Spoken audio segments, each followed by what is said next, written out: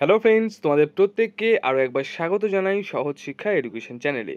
তো আমাদের যে জিকে সাজেশন ইবুকটি রয়েছে সেখান থেকেই আমরা কিন্তু ইতিহাস থেকে আজকে কিছু ইম্পর্টেন্ট পয়েন্ট বা ইম্পর্টেন্ট টপিক তোমাদের সঙ্গে আলোচনা করে দেবো এবং তোমাদেরকে সেই জিনিসগুলো খুব সুন্দরভাবে মুখস্থ করিয়ে দেবো, যাতে করে কি পরীক্ষায়, কারণ যে টপিকগুলো আজকে করাবো তার মধ্যে প্রথম টপিকটা যেটা রয়েছে কি বলতো, যে কর, ঠিক আছে, বিভিন্ন যে কর ছিল সেই করগুলো কী কারণে নেওয়া হতো, কিসের সঙ্গে সম্পর্কিত ছিল সেটা বলবো।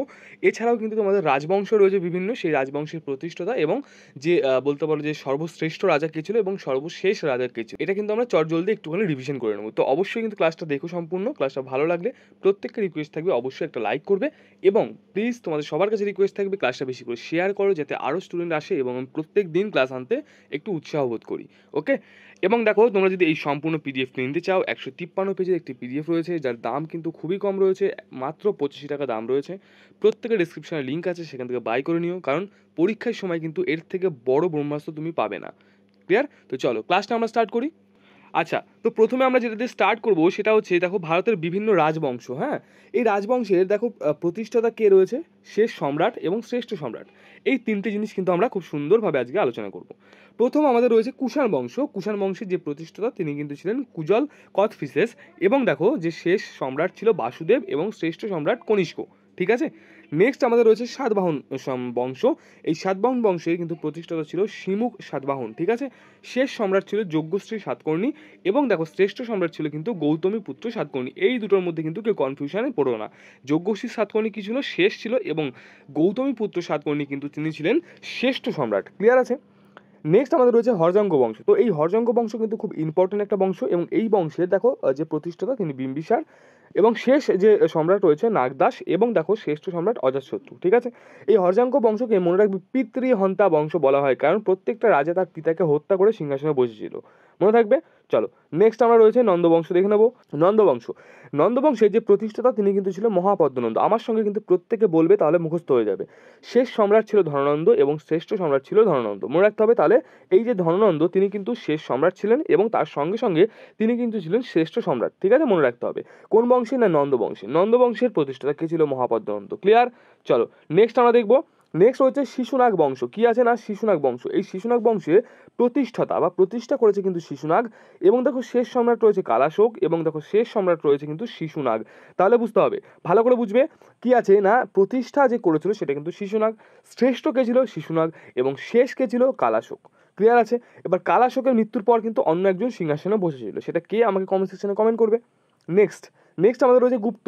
গুপ্ত বংশের যে প্রতিষ্ঠাতা তিনি কিন্তু ছিলেন শ্রীগুপ্ত। এই জায়গাটা খুব কনফিউশনে পড়ে যায় প্রত্যেকটা স্টুডেন্ট, মনে রাখতে হবে প্রতিষ্ঠাতা ছিল শ্রীগুপ্ত এবং দেখো তার সঙ্গে শেষ যে সম্রাট তিনি কিন্তু ছিল দ্বিতীয় জীবিত গুপ্ত। কি না দ্বিতীয় জীবিত গুপ্ত। তার সঙ্গেই শ্রেষ্ঠ যে সম্রাট তিনি কিন্তু ছিল সমুদ্রগুপ্ত, ঠিক আছে, মনে রাখতে হবে। তিনটেই কিন্তু খুব ইম্পর্টেন্ট, ভেরি ভেরি ইম্পর্টেন্ট পরীক্ষার জন্য তোমাদের আপকামিং। তোমাদের এই যে পিডিএফটি রয়েছে, এই যে জিকে সাজেশন ইবুকটি রয়েছে, এটা কিন্তু আপকামিং তোমাদের ক্লাসশিপ, তার সঙ্গে ডাব্লিউবিপি কেপি কনস্টেবল তো রয়েছেই, এছাড়াও তোমাদের ডাব্লিউপি এসআই এবং তার সঙ্গে আরপিএফ কনস্টেবল, এই সব করার জন্য কিন্তু খুব খুব ইম্পর্টেন্ট। তাই প্রত্যেককে বলছি অবশ্যই কিন্তু পিডিএফটি বাই করে নেবে এক্ষুনি, এক্ষুনি ইমিডিয়েট কিন্তু ডেসক্রিপশনে লিঙ্ক আছে, সেখান থেকে বাই করে নাও, মাত্র 85 টাকা দাম রয়েছে। ক্লিয়ার আছে? এবং দেখো তার সঙ্গে বলি, অনেকে কিন্তু বইয়ের কথা বলো, আমরা প্রথমে কিন্তু বই স্টার্ট করেছিলাম, বাট ব্যাপারটা হচ্ছে কি প্রিন্ট কোনো কারণে এখন আমাদের বন্ধ রয়েছে। তো আপাতত তোমরা নিলে এটাকে নিতে পারো এবং তারপরে প্রিন্ট আউট বের করে নিতে পারো, ঠিক আছে। নেক্সট আমাদের রয়েছে, দেখতে পাচ্ছ কি রয়েছে না মৌর্য বংশ। এই মৌর্য বংশ কিন্তু খুব ইম্পর্টেন্ট বংশ, কারণ আমাদের বলতে পারো এই মৌর্য বংশ থেকে অনেক কোশ্চেন পরীক্ষার সময় এসে থাকে। তাহলে এখানে আমরা প্রতিষ্ঠাতাটা পড়ে নিই চন্দ্রগুপ্ত মৌর্য এবং শেষ সম্রাট কিন্তু বৃহদত্ত ছিল এবং দেখো শ্রেষ্ঠ যে সম্রাট তিনি কিন্তু ছিলেন অশোক, মনে রাখতে হবে। হ্যাঁ, তাহলে আমাদের এই মৌর্য বংশ কিন্তু খুব ইম্পর্টেন্ট বংশ। মৌর্য বংশের প্রতিষ্ঠাতা চন্দ্রগুপ্ত মৌর্য, শেষ সম্রাট বৃহদত্ত এবং শ্রেষ্ঠ সম্রাট অশোক। নেক্সট রয়েছে রাষ্ট্রকূট বংশ। রাষ্ট্রকূট বংশ থেকে সাধারণত ডাব্লিউপি কনস্টেবলের পরীক্ষা আসে না, বাট এটা কিন্তু তোমাদের ক্লার্কশিপ এবং তার সঙ্গে আরপিএফ এবং এসআই এই তিনটে এক্সামের জন্য কিন্তু এই রাষ্ট্রকূট বংশটা ইম্পর্টেন্ট। তো দেখো এটা কিন্তু প্রতিষ্ঠাতা রয়েছে দান্তি দুর্গ, ঠিক আছে, মনে রাখতে হবে দান্তি দুর্গ ছিল কিন্তু রাষ্ট্রকূট বংশের প্রতিষ্ঠাতা। শেষ সম্রাট কে ছিল? চতুর্থ অমোঘ বর্ণ। কি মনে রাখতে হবে? চতুর্থ অমোঘ বর্ণ তিনি কিন্তু ছিল রাষ্ট্রকূট বংশের প্রতিষ্ঠাতা, শেষ সম্রাট সরি, এবং শ্রেষ্ঠ সম্রাট কিন্তু ছিল তৃতীয় কৃষ্ণ, মনে রাখতে হবে। ক্লিয়ার? নেক্সট আমাদের রয়েছে চালুক্য বংশ। প্রথম পুলকেশী ছিল কিন্তু প্রতিষ্ঠাতা, মনে রাখতে হবে চালুক্য বংশের প্রতিষ্ঠাতা যদি আমাকে জিজ্ঞেস করে তাহলে কে না প্রথম পুলকেশী। এরপরে শ্রেষ্ঠ সম্রাট রয়েছে কিন্তু দ্বিতীয় কীর্তিবর্মন, ঠিক আছে, শেষ সম্রাট দ্বিতীয় কীর্তিবর্মন এবং শ্রেষ্ঠ সম্রাট দ্বিতীয় পুলকেশী। মনে রাখতে হবে এই দুটোর মধ্যে কেউ কনফিউশনে কিন্তু পড়বে না। তাহলে কি শ্রেষ্ঠ সম্রাট দ্বিতীয় কীর্তিবর্মন, শেষ সম্রাট দ্বিতীয় কীর্তিবর্মন, শ্রেষ্ঠ সম্রাট দ্বিতীয় পুলকেশী। পুষ্যভূতি, ঠিক আছে, এই পুষ্যভূতি যে বংশ রয়েছে এই বংশের কিন্তু প্রতিষ্ঠাতা প্রভাকর বর্ধন, কি না প্রভাকর বর্ধন। এবং দেখো শেষ সম্রাট ছিল হর্ষবর্ধন এবং শ্রেষ্ঠ সম্রাট যদি বলি তাহলে কিন্তু তিনিও হর্ষবর্ধনই হবে। ক্লিয়ার আছে? তাহলে হর্ষবর্ধন কিন্তু এই দুটোই ছিল শেষ এবং শ্রেষ্ঠ। নেক্সট পাল বংশ। পাল বংশের দেখো প্রতিষ্ঠাতা রয়েছেন গোপাল এবং দেখো শেষ যে রাজা রয়েছেন সেটা কিন্তু মনোদন পাল এবং শ্রেষ্ঠ যে রাজা সেটা দেবপাল। খুব ইম্পর্টেন্ট, এই দুটো কিন্তু অনেকেই কনফিউজ করে। গোপাল ছিল প্রতিষ্ঠাতা, গোপাল না ছিল শ্রেষ্ঠ না ছিল শেষ। তাহলে শেষ যদি আমি তোমাকে জিজ্ঞাসা করি তাহলে কি বলবে? মদন পাল। শ্রেষ্ঠ তো সবাই বলো স্যার দেবপাল। এর পরবর্তীতে রয়েছে আমাদের বাহুমণি সাম্রাজ্য। বাহুমণি যে বংশ, বাহুমণি সাম্রাজ্য যাই বলো না কেন, তো এটার যে প্রতিষ্ঠাতা তিনি কিন্তু আলাউদ্দিন বাহমন শাহ, ঠিক আছে, আলাউদ্দিন বাহমন শাহ। এবং শেষ যে রাজা ছিল সেটা কিন্তু দেখো কালিম উল্লাহ শাহ, কালিম উল্লাহ শাহ, ঠিক আছে। এবং শ্রেষ্ঠ যে রাজা ছিল সেটা কিন্তু মামুদ গাওয়ান। ওকে, নেক্সট পল্লব বংশ। শিব স্কন্ধ বর্মন ছিলেন তিনি প্রতিষ্ঠাতা। অপরাজিত তিনি কিন্তু ছিলেন অপরাজিত বর্মন, তিনি শেষ রাজা ছিলেন। এবং দেখো শ্রেষ্ঠ যদি বলি তাহলে নরসিংহ বর্মন। পরে রয়েছে চোল বংশ। চোল বংশের যে প্রতিষ্ঠাতা তিনি কিন্তু কারিকল। এবং দেখো শেষ রাজা রয়েছে তুং। এবং দেখো শ্রেষ্ঠ যে রয়েছে তিনি কিন্তু রাজেন্দ্র চোল। খুব ইম্পর্টেন্ট, এই রাজেন্দ্র চোল কিন্তু ইতিহাসের পাতায় খুব বলতে পারো উল্লেখযোগ্য একটি রাজা। তিনি চোল বংশের ছিলেন এবং তিনি কিন্তু শ্রেষ্ঠ রাজা ছিলেন চোল বংশের। এর পরবর্তীতে খলজি বংশ, খুব ইম্পর্টেন্ট, প্রত্যেকেই জানি জালালউদ্দিন খলজি, তিনি কিন্তু এটিকে স্থাপন করে, প্রতিষ্ঠা করে। এবং দেখো শেষ যে ছিল খলজি বংশের শেষ রাজা মুবারক শাহ খলজি। শ্রেষ্ঠ যদি বলি তাহলে অবভিয়াসলি আলাউদ্দিন খলজি, কারণ এর নামটাই আমরা সব থেকে বেশি জানি। আচ্ছা, নেক্সট রয়েছে দাস বংশ। দাস বংশ প্রতিষ্ঠা করে কিন্তু কুতুবউদ্দিন আইবক। তিনি কি ছিলেন? তিনি কিন্তু দাস ছিলেন এবং এই কুতুবউদ্দিন আইবকই কিন্তু দাস বংশকে প্রতিষ্ঠা করে। এবং দেখো এর পরবর্তীতে তোমাদের যে কায়কোবাদ, তিনি কি ছিল? শেষ রাজা, দাস বংশের শেষ রাজা কায়কোবাদ এবং শ্রেষ্ঠ রাজা ছিল ইলতুৎমিশ। তুগলক বংশ, গিয়াসউদ্দিন তুগলক তিনি প্রতিষ্ঠা করেছে। তার সঙ্গে নাসিরউদ্দিন মাহমুদ, তিনি কিন্তু শেষ রাজা ছিল।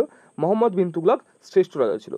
সৈয়দ বংশের যদি প্রতিষ্ঠাতা তাহলে খিজির খাঁ, এবং দেখো শ্রেষ্ঠ রাজা খিজির খাঁ ছিল। এবং যে যদি সব শেষ রাজা বলো তাহলে কিন্তু আলাউদ্দিন আলম শাহ ছিল।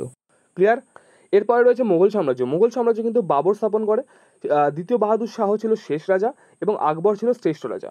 সেন বংশ সামন্ত সেন স্থাপন করেন, লক্ষণ সেন শেষ রাজা, বিজয় সেন শ্রেষ্ঠ রাজা। এই দুটোর মধ্যে অনেকের কনফিউশনে পড়ে যাও, কিন্তু মনে রাখতে হবে বিজয় সেন ছিল শ্রেষ্ঠ রাজা, লক্ষণ সেন ছিল কি না শেষ রাজা। এর পরবর্তীতে আমাদের সুলতানি আমলের যে বিভিন্ন রকমের কর ছিল তার জিনিসগুলো দেখব। জাকাত একটা কর, আমরা প্রত্যেকে অনেকেই শুনেছি জিনিসটা জাকাত। এই জাকাত কর কি কারণে নেওয়া হতো? দেখো বলছে ধনী মুসলিমদের থেকে নেওয়া কর যেটি গরিব মুসলিমদের ভিক্ষা হিসেবে দেওয়া হতো। মানে কি, দেখো সেই সময়কার কিন্তু শাসন আমাদের থেকেও ভালো ছিল, কারণ তখন ধনীদের থেকে নিয়ে গরিবদের দেওয়া হতো, আর এখন হিসাব মতন হচ্ছে গরিবদের থেকে ধনীদের দেওয়া হচ্ছে, তাই না? এর পরবর্তীতে চড়াই একটা করের নাম। এই কর কেন নেওয়া হতো? দেখো কর নেওয়া হতো যে পশুচারণ কর, যেটি একটি গুরুত্বপূর্ণ কৃষি কর হিসেবেও পরিচিত ছিল। মানে কি, এই চড়াই যে করটা ছিল না, এই কর কিন্তু পশু তুমি পালন করছো, পশুচারণ করছো, তার জন্য তোমাকে দিতে হবে, যেটি কিন্তু কৃষিক্ষেত্রে একটি গুরুত্বপূর্ণ কর ছিল। নেক্সট রয়েছে দেখো খরাজ। এই খরাজ যে করটা রয়েছে এই কর কিন্তু ভূমি সংক্রান্ত একটি কর। এটি অমুসলিমদের দিতে হতো, মানে যারা মুসলমান নয় তাদের কিন্তু এই খরাজ করটা দিতে হতো। জিজিয়া, এই করের নাম কিন্তু আমরা প্রত্যেকেই শুনেছি। ব্রাহ্মণদের সকলে হিন্দুদের উপর প্রযোজ্য, ঠিক আছে, ব্রাহ্মণ বাদে, বুঝতে পারবে, ব্রাহ্মণ বাদে সকল হিন্দুর উপর প্রযোজ্য। কারণ মনে রাখবে তখন কিন্তু মুসলিম সাম্রাজ্য ছিল এবং সেখানে হিন্দুদের একটুখানি দাবিয়েই রাখানোর চেষ্টা হতো।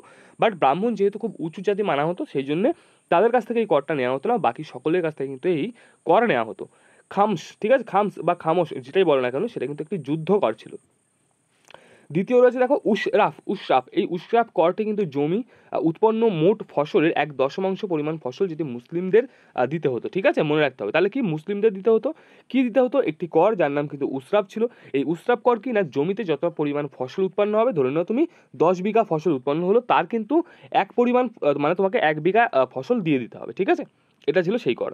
তো আমাদের দুটো টপিক, মেন দুটো টপিক কিন্তু হয়ে গেছে। এর পরবর্তীতে আমরা নতুন ভারত থেকে অনলাইনেরটা পড়ে নেবো একটুখানি, অল্প করে একটু অনলাইনে, তার সঙ্গে কি পয়েন্ট পড়ে নেবো।